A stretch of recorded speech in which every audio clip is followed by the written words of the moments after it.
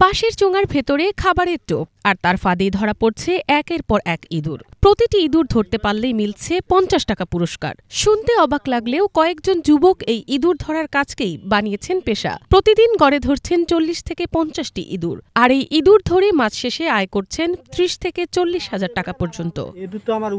দিনাজপুরের চিরির বন্দর উপজেলায় ধানের জমি রক্ষায় স্থানীয় কৃষকদের আশীর্বাদে পরিণত হয়েছে এই বাঁশের চোঙার ফাঁদ। উপজেলার সাইতারা গ্রামের ৩ যুবক নিজেরাই তৈরি করেছেন এই অভিনব ফাঁদ। এতে যেমন ফসল বাঁচছে ইঁদুরের হাত থেকে, তেমনি তাদের হাতে নতুন জীবিকার পথ।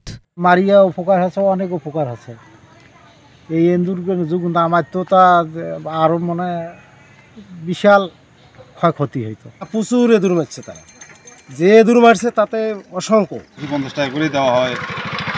বহুতে ইঁদুর মারা হলে তো 70 ইঁদুর মারলাম আমি। দিনাজপুর দেশের শীর্ষ ধান উৎপাদনকারী জেলা হলেও এখানে প্রতি বছর ইঁদুরের উপদ্রবে নষ্ট হয় শত শত মন ধান। ক্ষেতের ধান গাছ কেটে ফেলে বিপুল ক্ষতি করে এই দুষ্টু প্রাণীরা। নানা চেষ্টা করেও যখন কৃষকরা রেহাই পাচ্ছিলেন না, তখনই আশার আলো দেখিয়েছেন এই স্থানীয় প্রযুক্তিতে তৈরি বাঁশের চোঙার ফাঁদ। এতে একদিকে যেমন ধান রক্ষা পাচ্ছে, তেমনি আয়ও হচ্ছে ভালো। নিধন করতেছি, ৩-৪ জন মিলে কাজ করি আমরা। অনেক ইঁদুর মারছি, এখন অনেক ধানের ইয়া হয়েছে আর কি। একটা ইঁদুর ৫০ টাকা করে নেই, এভাবে মারতেছি। প্রতিদিনে ২৫-৩০ টাকা করে মারতেছি। ধানে বীজ দিলে মরে না, ওরা আবার আসতেছে, আবার কাটতেছে। এই ইঁদুর মারতে গেলে বাঁশ লাগে, বাঁশের বাতা হলে হয়, আবার রশি ফাঁদের মধ্যে ধান দেওয়া লাগে।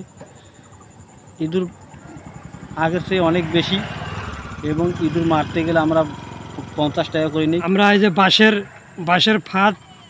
বাঁশের ফাঁদ ধান ঢুকি দিয়ে আমরা জমিতে বসাই, বিকালে বসাই, সকালে আবার সকাল হলে আমরা উঠাই।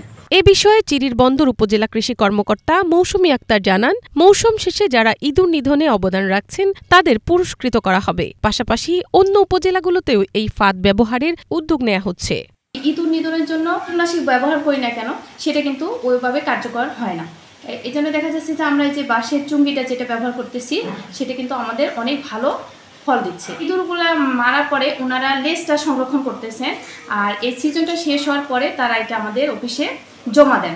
এই হিসাবে দেখা যায় যে এটা হিসাব এর মাধ্যমে আমরা জানতে পারি যে ওনারা এই সিজনে কি পরিমাণ ইঁদুর ধরছিল। তাদেরকে উৎসাহিত করার জন্য প্রতি বছর উপজেলা কৃষি অফিস থেকে পুরস্কৃত করে আসছি।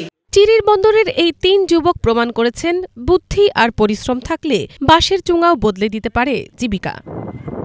মিনালা দিবা, বাংলা ভিশন নিউজ ডেস্ক।